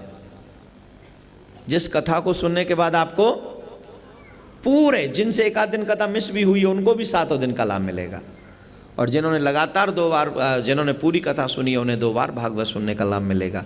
सच्चिदानंद रूपाय, सच्चिदानंद रूपाय, विश्वोत्पत्त्यादिहेतवे, विश्वोत्पत्त्यादिहेतवे, तापत्रय विनाशाय, तापत्रय विनाशाय, श्रीकृष्णाय वयं नमः, श्रीकृष्णाय वयं नमः, श्रीकृष्णाय वयं नमः, श्रीकृष्णाय वयं नमः, श्रीकृष्णाय वयं नमः। कृष्णाय वयं नमः। भागवत प्रश्न के साथ प्रारंभ होती है, कलयुग के जीवों का कल्याण कैसे होगा। कलयुग के जीवों का कल्याण हो सके ऐसा कोई ग्रंथ हमारे आगे वर्णन कीजिए। सूत जी महाराज कहते हैं, कलयुग के लोगों के कल्याणार्थ सिर्फ श्रीमद् भागवत है। सर्व वेदांत सारमी भागवत मिष्यते। जीवन में कितने भी पाप जीव ने किए हों, अगर उससे एक बार श्रीमद् भागवत पाठ का अनुष्ठान वो करा ले तो उस जीव का मात्र 7 दिन में कल्याण हो जाता है। इसलिए श्रीमद् भागवत अगर मानव जीवन में ला है तो हम सबको एक बार जीवन में करानी चाहिए, ऐसा सूत जी कहते हैं। भागवत के प्रथम स्कंद में 19 अध्याय हैं, जहाँ प्रश्नों के साथ श्रीमद् भागवत प्रारंभ होती है। द्वितीय स्कंद में सद्यो मुक्ति क्रम मुक्ति का वर्णन है। तृतीय स्कंद में 33 अध्याय हैं, जिसमें द्वितीय स्कंद में 33 अध्याय हैं जिसमें सृष्टि का वर्णन है। तृतीय स्कंद में, चतुर्थ स्कंद में विसर्ग लीला, चारों धर्मों का वर्णन कैसे किया जाए। ब्राह्मण, क्षत्रिय, वैश्य और शूद्र, ये 4 धर्म हैं, 4 वर्ण हैं। ब्राह्मण को ज्ञान के द्वारा धर्म की रक्षा करनी चाहिए, क्षत्रिय को बाहुबल के द्वारा धर्म की रक्षा करनी चाहिए, वैश्य को, जो धनवान लोग हैं, उनको धन के द्वारा धर्म की रक्षा करनी चाहिए। जो सेवक लोग हैं उनको अपने तन पूर्ण रूपेण समर्पित करके धर्म की रक्षा करनी चाहिए। धर्म एक ऐसा विषय है, अगर आप धर्म त्यागते हैं इट मीन्स आप अपना जीवन त्याग देते हैं। धर्म की रक्षा ही जीवन की सर्व सुरक्षा है। जो धर्म को नहीं बचा सकता वो अपने आप को भी बचा नहीं सकता। तो द्वितीय स्कंद में 10 अध्याय हैं। तृतीय स्कंद में 33, चतुर्थ स्कंद में 31 अध्याय हैं, पंचम स्कंद में 26 अध्याय हैं, षष्ठम स्कंद में 19 अध्याय हैं, सप्तम स्कंद में ऊती लीला का वर्णन है जिसमें 15 अध्याय हैं, अष्टम स्कंद में 24 अध्याय हैं, मनवंतरों का वर्णन है, नवम स्कंद में 24 अध्याय ईशान लीला का वर्णन है, और दसम स्कंद में 90 अध्याय हैं जिसमें भगवान श्री कृष्ण के जन्म से लेकर द्वारिका तक की लीलाओं का वर्णन है। एकादश स्कंद में 31 अध्याय है, मुक्ति लीला का वर्णन है। द्वादश स्कंद में 13 अध्याय हैं जिसमें आश्रय लीला का वर्णन है। भागवत में टोटल 12 स्कंद हैं, 335 अध्याय हैं, 18,000 श्लोक हैं। इति संपूर्ण श्रीमद् भागवतः। आज राजा परीक्षित 7वें दिन अपने स्थान से खड़े हुए, सुखदेव मुनि को तिलक किया और तिलक करके उनको द्रव्य दक्षिणा देकर विदा किया और स्वयं गंगा के तट पर आ गए। कुशासन पर बैठे, तक्षक आया, डसा, श्राप की पूर्ति हुई। लेकिन ये तो श्राप की पूर्ति भर था। परीक्षित के प्राण तो उसी समय भगवान में समा गए थे जिस समय भागवत संपन्न हुई थी। बोले परीक्षित जी महाराज की, सुखदेव जी महाराज की, भागवत महापुराण की। अब भागवत के अंतिम श्लोक आप सभी बोलेंगे। जहाँ बैठे हैं बैठे रहें सर ढककर, और भागवत के अंतिम श्लोक बोलेंगे। नाम संकीर्तनम यस्य, नाम संकीर्तनं यस्य, सर्व पाप प्रणाशनम, सर्वपापनाशनं, प्रणामो दुख समनस, प्रणामो दुःखशमनं, तम नमामि हरिं परम। तं नमामि हरिं परम्। भागवत के अंतिम श्लोक में कहा गया है, कलयुग के मानवों, भगवान का नाम ही है जो तुम्हारा कल्याण करेगा, भगवान का नाम ही है जो तुम्हारे साथ चलेगा। इसलिए संसारिक प्रलोभन, दुनिया के इन कार्यों से निवृत्ति पाकर सिर्फ परमात्मा के चरणों में अपने आप को लगा लीजिए, क्योंकि परमात्मा के बिना तुम्हारे संसार में कोई भी रक्षा नहीं कर सकता। अगर भगवान तुम्हारे साथ खड़े हैं तो तुम्हारी असुरक्षा नहीं, और भगवान तुम्हारे साथ नहीं तो तुम्हारी कोई। तो इसलिए कलयुग चल रहा है, कलयुग के लोगों के लिए भगवान का नाम ही सबसे बड़ा अविलंब है, सहारा है। भगवान का नाम लीजिए। और एक बात,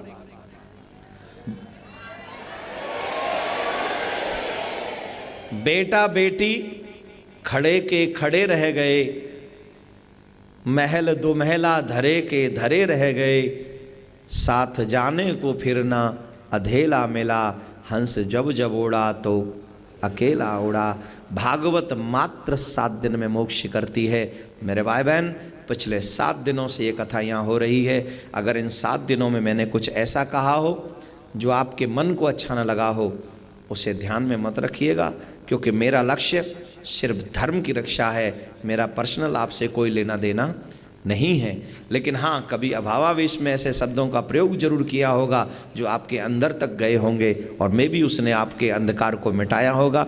बुरा लगा हो तो अपना बच्चा समझ के क्षमा करना।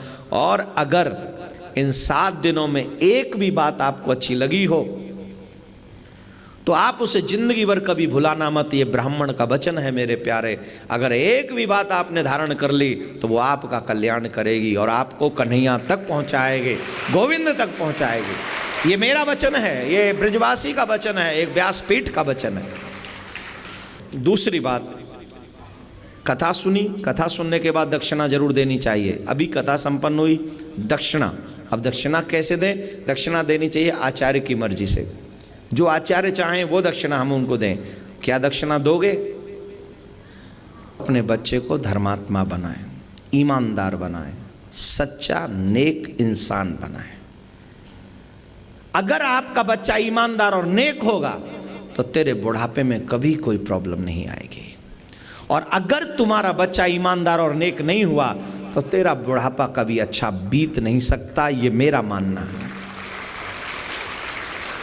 दूसरी बात, कई दक्षिणा लूंगा। आज 7 दिन कथा सुनाई तो 7 नहीं तो 2-3 तो ले लूं। पहली बात, आप अपने बेटे को धर्मात्मा बनाएं। दूसरी बात, कुछ चीज अपने जीवन में अपनाइए। क्या? माथे पे तिलक, गले में कंठी, हाथ में कलावा, मुख पे भगवान का नाम, जीवन में कठिन परिश्रम, तुम्हें परमात्मा का बनने से कोई नहीं रोक सकता। परमात्मा तुम्हें मिलेगा। लोक और परलोक, ये दोनों बातें मैंने कही। और तीसरी और आखिरी बात मैं आपसे कहना चाहूँगा, ये मैं भी मेरे इस यज्ञ के आखिरी शब्द हों। आगे सुनना हो तो रांची में आना, 12, 13, 14 यहाँ आखिरी है। मैं भी ये आखिरी हूँ। और वो शब्द ये हैं, आज मुख्यमंत्री जी विराजमान हैं, अच्छा अवसर है, आप बहुत अच्छा कार्य कर रहे हैं। मैंने देखा अभी आते हुए हाईवे वगैरह सब देखा, अच्छा चल रहा है। लेकिन मैं थोड़ी सी बात आपसे इनके सामने कह रहा हूँ। माननीय प्रधानमंत्री जी ने, नरेंद्र मोदी जी ने एक बहुत बड़ा अच्छा अभियान छेड़ा हुआ है देश को साफ रखने का, देश को क्लीन रखने का। रुक जाओ, ताली मत बजाओ भी।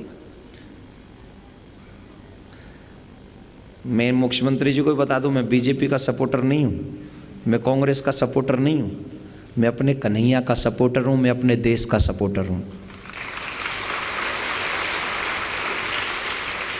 और देश हित में प्रधानमंत्री जी ये चाहते हैं कि हमारे शहरों से, हमारे गांव से गंदगी दूर हो जाए। गंदगी दूर होगी तो सबसे बड़ा फायदा हमारे बच्चों को होगा, हमको होगा कि हम बीमार नहीं पड़ेंगे। लेकिन कई लोग इसको मिसगाइड करते हैं, प्रचार गलत तरीके से करते हैं। आप देखिए कि आपका भला किस में है, आपका बुरा किस में है। तो आप सब एक प्रॉमिस अपने आप से करें। मैं ये नहीं कहता कि शहर का कचरा उठा लाइए, पर मैं ये जरूर कहता हूं हर कथा में जाकर कि आप अपने आप से प्रॉमिस करिए कि मैं कोई भी कचरा, जैसे घर में नहीं डालता वैसे कोई कचरा रोड पे नहीं डालूंगा, बाजार में नहीं डालूंगा, घर के बाहर नहीं फेंकूंगा। आप ये वचन आज इस कथा पंडाल में लेके जाएं और ये मेरी सबसे अच्छी दक्षिणा होगी। कौन कौन देगा? कौन कौन देगा? मुख्यमंत्री जी आपको भी देना पड़ेगा। नहीं नहीं, पूरा हाथ उठाना पड़ेगा। और एक बार जोर से बोलेंगे, और जोर से बोलेंगे, और जोर से बोलेंगे। माननीय मुख्यमंत्री जी मंच पे पधारें और विश्व शांति के संदर्भ में और इस कथा के संदर्भ में, हमारी कमेटी के संदर्भ में 2 शब्द कहेंगे और उसके बाद आप ही के द्वारा आरती करा के इस भागवत को संपन्न कराएंगे। सभी बैठे रहें, मौन रहें। आरती से पहले कोई खड़ा नहीं होगा। भगवत गीता के उपलक्ष्य में हम सबों को भगवत गीता के माध्यम से भगवान कृष्ण और माता राधा की लीला को अपने सुवचन से ज्ञान को प्रभावित करने वाले पूजनीय बाबा जी, उपस्थित सभी श्रद्धालुओं, देवियों, सज्जनों, मैं भी भगवत गीता के सारांश जो आज समापन दिवस के अवसर पर बाबा से सुना, ग्रहण किया। और ऐसे भी हमारा धर्म पूरे मानव कल्याण के लिए, हिंदू धर्म, भारतीय संस्कृति एक ऐसा धर्म है जो पूरे विश्व को एक परिवार मानता है, वसुंधैव कुटुंब। और किसी धर्म को अगर देखें, किसी धर्म की मैं आलोचना नहीं करना चाहता हूं, लेकिन हमारा एक ऐसा सनातन धर्म है जो पूरे विश्व को परिवार मानता है।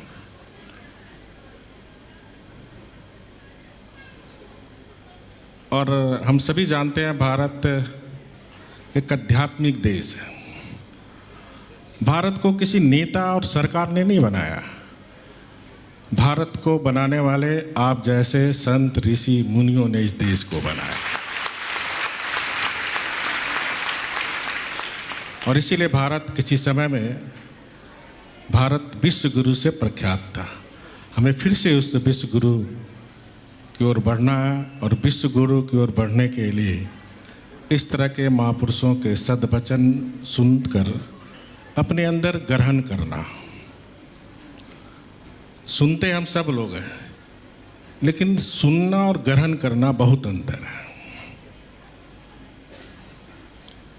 तो मुझे पूर्ण भरोसा है कि 7 दिन के इस भगवत गीता से हम कुछ सीखेंगे, कुछ अपने जीवन में कार्य पद्धति में हम लाएंगे, ताकि एक सभ्य समाज, एक सभ्य हिंदुस्तान की जो हमारे पुरखों ने सपना देखा था, उस सपने को हम प्राप्त करें।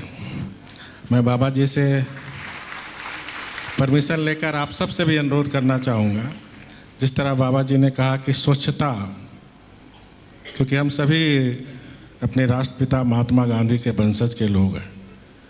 आदरणीय प्रधानमंत्री नरेंद्र मोदी जी ने ये देशवासियों से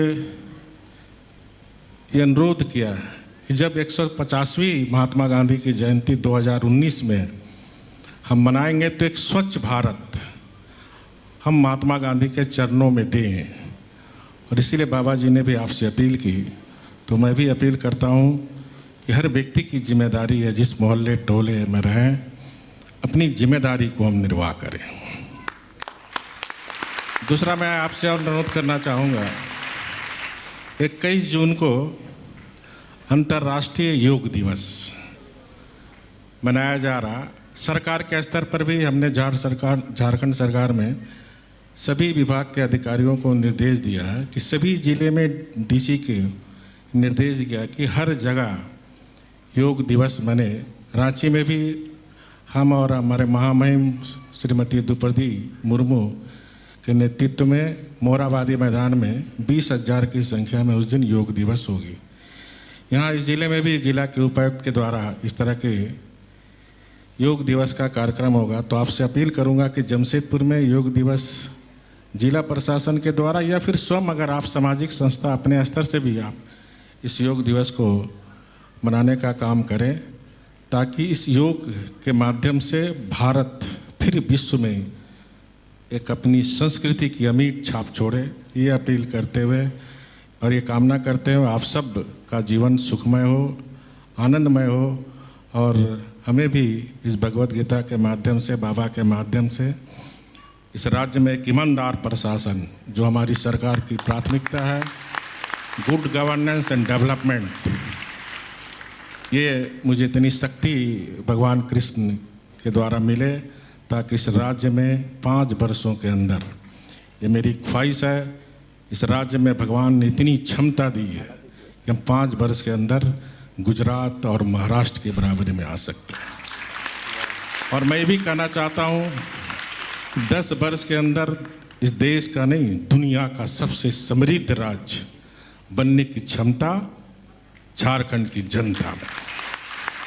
यहाँ के मानव सामर्थ्यवान बल मेहनती है, मेहनतकश है, भू संपदा है, प्राकृतिक संपदा है।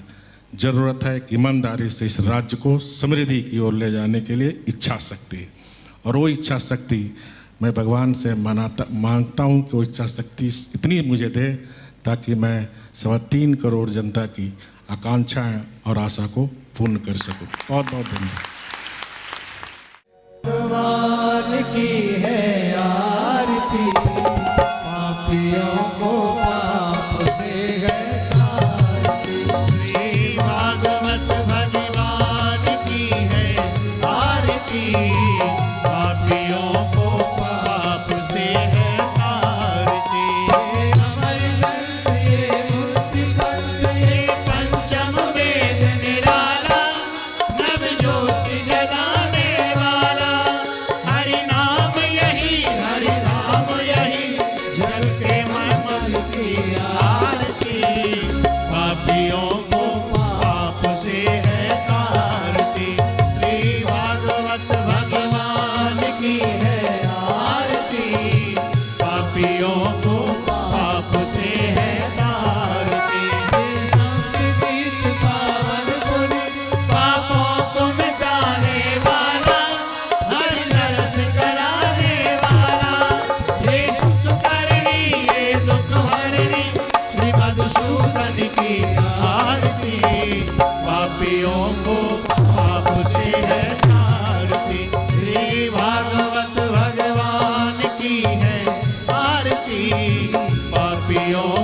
पाप से है तारती।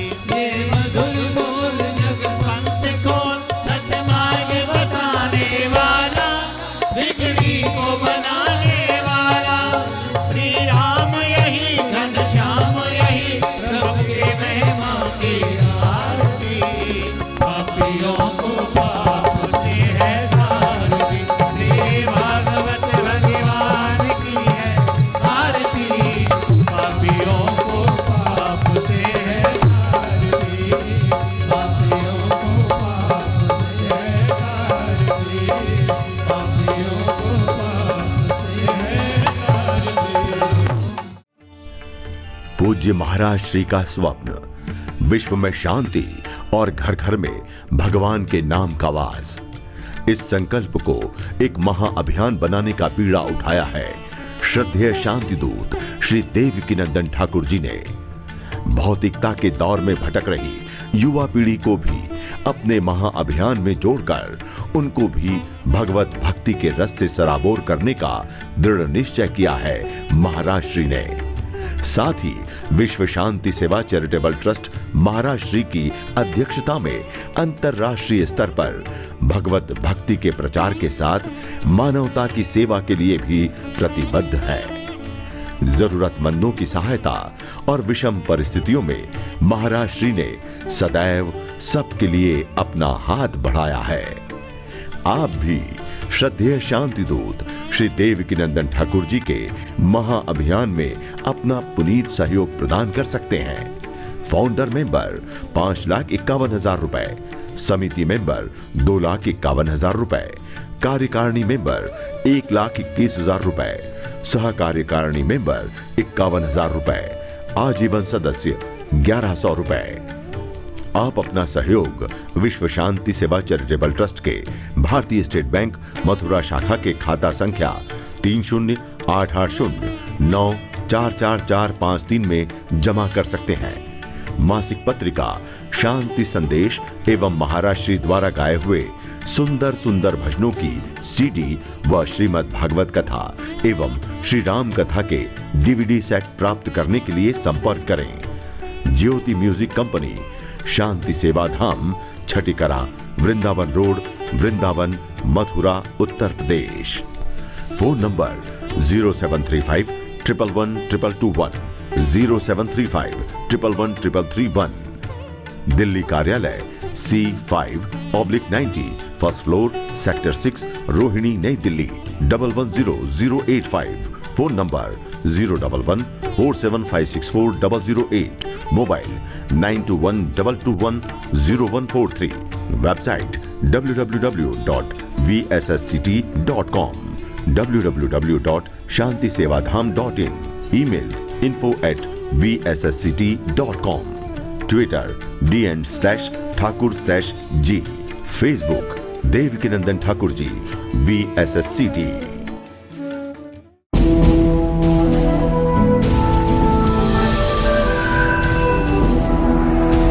ज्योति म्यूजिक कंपनी